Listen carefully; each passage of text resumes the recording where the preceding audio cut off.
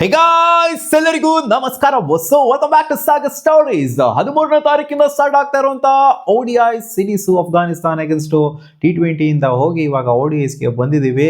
So ಗೊತ್ತಿರೋದೇ update ಏನು ಅಂತ, ವಿರಾಟ್ ಕೊಹ್ಲಿ ಅವರು ಈ ಸೀರೀಸ್ ನ ಆಡ್ತಾ ಇಲ್ಲ, ರೂಲ್ಡ್ ಔಟ್ ಕಂಪ್ಲೀಟ್ಲಿ ಆಗಿದ್ದಾರೆ.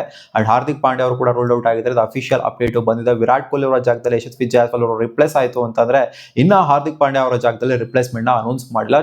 ಸೊ ಟೋಟಲ್ ಆಗಿ ನಾವು ಲೆಕ್ಕ ತಗೊಂತಂದ್ರೆ 14 ಮೆಂಬರ್ಸ್ ನ ಸ್ಕ್ವಾಡ್ ಇದು. ಇನ್ನ ಅಫಿಷಿಯಲ್ ಅಪ್ಡೇಟ್ ಬಂದಿಲ್ಲದೆ ಇರೋದ್ರಿಂದ, ಅಂದ್ರೆ ರಿಪ್ಲೇಸ್ಮೆಂಟ್ ರಿಲೇಟೆಡ್ ಹಾರ್ದಿಕ್ ಪಾಂಡ್ಯ ಬಗ್ಗೆ ಅವ್ರು ರೂಲ್ ಔಟ್ ಆಗಿದ್ದಾರೆ, ಇದಂತೂ ಖಚಿತವಾಗಿ ಮಾಹಿತಿ ಬಂದಿದೆ. ಸೊ ಹಾರ್ದಿಕ್ ಪಾಂಡ್ಯ ಆಡ್ತಿಲ್ಲ, ವಿರಾಟ್ ಕೊಹ್ಲಿ ಆಡ್ತಿಲ್ಲ, ಯಶಸ್ವಿ ಜಾಯ್ಸ್ವಾಲ್ ಸ್ಕ್ವಾಡ್ ಅಲ್ಲಿ ಇದಾರೆ ಅಷ್ಟೇ. ಅವ್ರು ಆಡ್ತಾರೋ ಬಿಡ್ತಾರೋ, ನನ್ನ ಪ್ರಕಾರ ಯಶಸ್ವಿ ಜಾಯ್ಸ್ವಾಲ್ ಆಡೋದು ಡೌಟ್ ಅನ್ನೋ ತರನೇ ಕಾಣಿಸ್ತಾ ಇದೆ.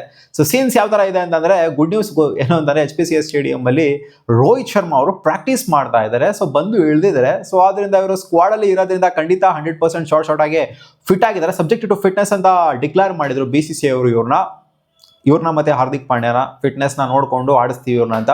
ಬಟ್ ರೋಹಿತ್ ಶರ್ಮಾ ಫಿಟ್ ಆಗಿರೋ ತರನೇ ಕಾಣಿಸ್ತಾ ಇದೆ. ಅಂಡ್ ಆಡ್ತಾ ಇದ್ದಾರೆ, ಪ್ರಾಕ್ಟೀಸ್ ನ ಕೂಡ ಮಾಡ್ತಾ ಇರೋದ್ರಿಂದ 100% ಶಾರ್ಟ್ ಆಗಿ ಇವ್ರು ಆಡ್ಬೋದು ಪ್ಲೇಯಿಂಗ್ ಲೆವೆಲ್ ಅಂತ ಅನ್ಕೊಂಡಿದ್ದೀನಿ. ಸೊ ಪ್ಲೇಯಿಂಗ್ ಲೆವೆಲ್ ನೋಡ್ತಾ ಅಂತಂದ್ರೆ ನನ್ನ ಪ್ರಕಾರ ಇವ್ರು ಆಡ್ಬೋದು ಅಂತ ಅನ್ನಿಸ್ತಾ ಇದೆ. ಓಪನಿಂಗ್ ಸ್ಲಾಟ್ ಅಲ್ಲಿ Shubman Gill as a captain with Rohit Sharma right hand opening ಪೇರು ಆಡ್ತಾರೆ ಅಂತ ಅನ್ಕೊಂಡಿದ್ದೀನಿ. ಯಶಸ್ವಿ ಜಾಯ್ಸ್ವಾಲ್ ಯಾವಾಗ ಆಡ್ಬೋದು ಅಂದ್ರೆ, ರೋಹಿತ್ ಶರ್ಮಾ ಇಲ್ಲಾಗ್ರು ನನಗೆ ಯಾಕೋ ಫಸ್ಟ್ ಮ್ಯಾಚ್ ಸ್ವಲ್ಪ ರೆಸ್ಟ್ ಆಗಂತೀನಿ, ಫಸ್ಟ್ ಮ್ಯಾಚ್ ಆಡೋದಿಲ್ಲ, ನೀನೇ ಆಡ್ಕೋಗಿರೋ, ನಾನು ಇನ್ನೊಂದು ಸ್ವಲ್ಪ ರಿಕವರ್ ಆಗ್ಬಿಟ್ಟು ಬರ್ತೀನಿ, 100% ರಿಕವರ್ ಆಗ್ಬಿಟ್ಟು ಸೆಕೆಂಡ್ ಮ್ಯಾಚ್ ಥರ್ಡ್ ಮ್ಯಾಚ್ ಬರ್ತೀನಿ ಅನ್ನೋ ಥರ ಹೇಳ್ತು ಅಂತಂದ್ರೆ, ರೋಹಿತ್ ಶರ್ಮಾ ಅವರಾಗ ಕೂತ್ಕೊಂತು ಅಂತ ಅಂದ್ರೆ, ಅದು ಅವ್ರು ಆಡ್ಸೋದಕ್ಕೆ ಬಿಟ್ಟಿಲ್ಲ ಅಂತ ಅಂದ್ರೆ, ಸೊ ಅವರೇ ಟಾಪ್ ಆಯಿತು ಅಂದ್ರೆ ಮಾತಾಡೋದು ಅವಕಾಶ ಯಶಸ್ವಿ ಜಾಯ್ಸ್ವಾಲ್ಗೆ left hand right hand opening pair ಬರೋದಕ್ಕೆ. ಬಟ್ ನನ್ನ ಪ್ರಕಾರ ಬರೋದಿಲ್ಲ, ಆಡ್ತಾರೆ ಖಂಡಿತ ರೋಹಿತ್ ಶರ್ಮಾ ಜೊತೆಗೆ ಗಿಲ್ ಅವರು. ನಂಬರ್ 3 ಕಿಶಾನ್ ಅಂತೂ ಬಂದೇ ಬರ್ತಾರೆ. ಕಿಶಾನ್ ಗಿಲ್ ಆಡಿಸ್ಬೋದಲ್ವಾ ಗುರು ಯಶಸ್ವಿ ಜಾಯ್ಸ್ವಾಲ್ ಅಂತ ಕೇಳ್ತಂದ್ರೆ, ಇಲ್ಲ, ಕಿಶಾನ್ ಸಖತ್ತಾಗೇನೆ ಆಡಿದ್ರೆ, ODI ಫಾರ್ಮೆಟ್ ಮಸ್ತ್ ಆಡಿದ್ರೆ, T20 ಫಾರ್ಮೆಟ್ ಕೂಡ ಮಸ್ತ್ ಆಡಿದ್ರೆ ಒಂದು ನಂಬರ್ 3 ಸ್ಲಾಟ್ ಅಲ್ಲಿ. ಸೊ ಅದರಿಂದ IPL ಕೂಡ ಮಸ್ತ್ ಆಡಿದ್ರೆ ಒಂದು ನಂಬರ್ 3 ಸ್ಲಾಟ್ ಅಲ್ಲಿ. ಅದರಿಂದ ಇವರಿಗೆ ಆ ಒಂದು position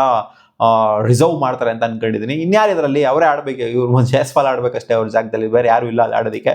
number 4 Shreyas Iyer 100% short vice captain ಆಗಿರೋದ್ರಿಂದ ಆಡ್ಲೇಬೇಕು. ಅಂಡ್ ODI ಫಾರ್ಮೆಟ್ ಅಲ್ಲಿ ಸಿಕ್ಕಾಪಟ್ಟೆ ಸೈಕ್ ಸ್ಟಾಟ್ಸ್ ನ ಒಂದು ಮಿಡಲ್ ಆರ್ಡರ್ ಅಲ್ಲಿ ಇಟ್ಕೊಂಡಿದ್ದಾರೆ. ನಂಬರ್ 5 KL ರಾಹುಲ್, ಇವ್ರ ತರ ಬ್ಯಾಟರ್ ಇಲ್ಲ, ಇವ್ರ ತರ ಆ ಒಂದು ಪೊಸಿಷನ್ ಅಲ್ಲಿ ಸ್ಟೆಬಿಲಿಟಿನ ತಗೊಂಡ್ಬರುವಂಥದ್ದು, ವಿಕೆಟ್ಸ್ಗಳು ಬೇಗ ಬಿದ್ದಾಗಿರಲಿ, ಲೇಟ್ ಆಗಿ ಡೌನ್ ಆರ್ಡರ್ ಬಂದ್ಬಿಟ್ಟು ಆಡೋದಾಗಿರಲಿ. ಸೊ ಇವ್ರ ತರ ಪ್ಲೇಯರ್ ಇಲ್ಲ. ಶ್ರೇಯಸ್ ಅಯ್ಯರ್ ಮತ್ತೆ KL ರಾಹುಲ್ ನಮ್ಮ ಮೈನ್ ಸ್ಟ್ರೆಂತ್ ಅಂತ ಹೇಳ್ತೀನಿ ಮಿಡ್ಲ್ ಆರ್ಡರ್ ಅಂತ ಬಂದಾಗ. ನಂಬರ್ 6 ನಿತೀಶ್ ಕುಮಾರ್ ರೆಡ್ಡಿ ಅವರು 100% ಆಡ್ತಾರೆ. ಏನಕ್ಕೆ ಅಂದ್ರೆ ಹಾರ್ದಿಕ್ ಪಾಂಡ್ಯ ಅವರು ಅಬ್ಸೆಂಟ್ ಆಗಿರೋದ್ರಿಂದ. ಹಾರ್ದಿಕ್ ಪಾಂಡ್ಯ ಅವರು ಇದ್ದಿತ್ತು ಅಂದ್ರೆ ಖಂಡಿತ ನಿತೀಶ್ ಕುಮಾರ್ ರೆಡ್ಡಿನ ಒಂಥರ ಸೆಕೆಂಡರಿ ಚಾಯ್ಸ್ ಆಗಿ ನೋಡ್ತಾ ಇದ್ರು ನಾವು. ಬಟ್ ಇವಾಗ ಪ್ರೈಮರಿ ಆಗೇ ಬಂದ್ಬಿಟ್ಟಿದ್ದಾರೆ. ನೋಡಿ, ಒಬ್ರಿಗೆ ಇಂಜುರಿ ಆಗೋದು ಎಷ್ಟೋ ಒಂಥರ ಯಾವ ತರ ಕ್ರಿಯೇಟ್ ಆಗುತ್ತೆ ಅಂತ ಚಾನ್ಸಸ್ಗಳು. ನಿತೀಶ್ ಕುಮಾರ್ ರೆಡ್ಡಿ ಈ ಸೀರೀಸ್ ಅಲ್ಲಿ ಸಿಕ್ಕಾಪಟ್ಟೆ ಸಖತ್ತಾಗಿ ಪ್ರೂವ್ ಮಾಡ್ಬೋದು. ಅಂಡ್ IPL ಒಂದು ರೇಂಜಿಗೆ ಪ್ರೂವ್ ಮಾಡಿದ್ದಾರೆ, ಒಳ್ಳೆ ಆಲ್ರೌಂಡ್ ಆಗಿ ಮೂಡ್ ಬಂದಿದ್ದಾರೆ ಸನ್ರೈಸ್ ಹೈದರಾಬಾದ್ಗೆ. ಸೊ ಅದರಿಂದ ಒಂದೊಳ್ಳೆ ಆಪರ್ಚುನಿಟಿ ನಿತೀಶ್ ಕುಮಾರ್ ರೆಡ್ಡಿಗೆ ಮತ್ತೆ ಪ್ರೂವ್ ಮಾಡ್ಕೊಳ್ಳೋದಕ್ಕೆ. ನಂಬರ್ 7 ಅಂತ ಬಂದಾಗ ವಾಷಿಂಗ್ಟನ್ ಸುಂದರಂತೂ 100% ಆಡ್ತಾರೆ. ಅವರ ಬ್ಯಾಟಿಂಗ್ ಕಾಂಟ್ರಿಬ್ಯೂಷನ್ ಆಗಿರಲಿ ಚೆನ್ನಾಗಿ ಕೊಡ್ತಾರೆ ODI ಫಾರ್ಮೆಟ್ ಅಂತ ಒಂದು ರೇಂಜಿಗೆ. ಅಂಡ್ ಬೌಲಿಂಗ್ ಅಂತ ಬಂದಾಗ ರೀಸೆಂಟ್ ಆಗಿ ಬೇರೆ ವಿಕೆಟ್ಸ್ಗಳನ್ನ ಕೂಡ ಇದ್ರೆ ಟೆಸ್ಟ್ ಫಾರ್ಮೆಟ್ ಅಲ್ಲಿ. ಅದರಿಂದ ಖಂಡಿತ ಇವ್ರನ್ನ ಯುಟಿಲೈಸ್ ಮಾಡ್ತಾರೆ ಅಂತ ಅನ್ಕೊಂಡಿದ್ದೀನಿ. ಹರ್ಷ್ ದುಬೆನೂ ಕೂಡ ಆಡಿಸ್ಬೋದು ಇವ್ರ ಜಾಗದಲ್ಲಿ. ಹರ್ಷ್ ದುಬೆಗೆ ಆಪರ್ಚುನಿಟಿ ಸಿಗ್ಲಿಲ್ಲ ಟೆಸ್ಟ್ ಫಾರ್ಮೆಟ್ ಅಲ್ಲಿ.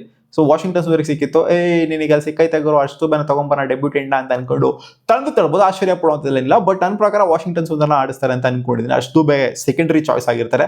ಸ್ಪಿನ್ನರ್ಸ್ ಆಗಿ ಸುಂದರ್ ಮತ್ತೆ ಕುಲ್ದೀಪ್ ಯಾದವ್ ಅವರು ಆಡುವಂಥ ಚಾನ್ಸಸ್ ಜಾಸ್ತಿ. ಇಬ್ರು ಸ್ಪಿನ್ನರ್ ಜೊತೆಗೆ ಹೋಗುವಂಥ ಚಾನ್ಸ್ ಇದೆ. ಅಂಡ್ 4 ಜನ ಪೇಸರು ನಿತೀಶ್ ಕುಮಾರ್ ರೆಡ್ಡಿ, ಹರ್ಷ್ದೀಪ್ ಸಿಂಗು, ಪ್ರಿನ್ಸ್ ಯಾದವ್ ಜೊತೆಗೆ ಪ್ರಸಿದ್ಧ ಕೃಷ್ಣ ಅವ್ರ ಜೊತೆಗೆ ಹೋಗುವಂಥ ಚಾನ್ಸ್ ಇದೆ.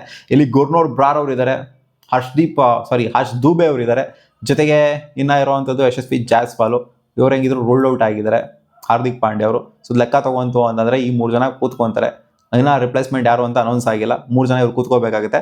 ಸೊ ಪ್ರಿನ್ಸ್ ಯಾದವ್ ಅವರು ಡೆಬ್ಯೂ ಮಾಡ್ತಾರೆ ಅಂತ ನಾನು ಅನ್ಕೊಂಡಿದ್ದೀನಿ. ಸೊ ಒಬ್ಬರೇ ಡೆಬ್ಯೂಟೆಂಟು ನನಗೆ ಇಲ್ಲಿ ಕಾಣಿಸ್ತಾ ಇರೋದು. ವಾಷಿಂಗ್ಟನ್ ಸುಂದರ್ನವರು ಕೂರಿಸಿದ್ರು ಅಂತಂದ್ರೆ ಇಬ್ರು ಡೆಬ್ಯೂಟೆಂಟ್ ಕೂಡ ನೋಡ್ಬೋದು. ಹರ್ಷ್ ದುಬೆ ಜೊತೆಗೆ ಪ್ರಿನ್ಸ್ ಯಾದವ್ನ, ಗುರ್ನೂರ್ ಬ್ರಾರ್ನ ಆಡಿಸ್ತಾರೆ ಅಂತ ನನಗೇನೋ ಒಂದು ಫೀಲ್ ಬರ್ತಾ ಇಲ್ಲ. ಪ್ರಸಿದ್ಧ ಕೃಷ್ಣ ಸಿಕ್ಕಾಪಟ್ಟೆ ಪ್ರೂವ್ ಮಾಡ್ಕೊಂಡಿದ್ದಾರೆ ರೀಸೆಂಟಾಗಿ, ಇದರಲ್ಲಾಗಿರಲಿ IPL ಆಗಿರಲಿ ರೀಸೆಂಟ್ ಗೇಮ್ಸ್ಗಳಾಗಿರಲಿ. ಸೊ ಅದರಿಂದ ಈ ಥರ ಏನು ಅಫ್ಘಾನಿಸ್ತಾನ ಅಗೇನ್ಸ್ಟ್ ಯಾರು ಆಡಿದ್ರು ಗೆಲ್ತಾರೆ. ಇಲ್ಲಿ ಕಣ್ಮುಚ್ಕೊಂಡ್ಬಂದು ಆಡಿದ್ರು ಕೂಡ ಗೆಲ್ತಾರೆ. ಏನು ಹೇಳ್ಬೇಕಾ ಅದನ್ನ?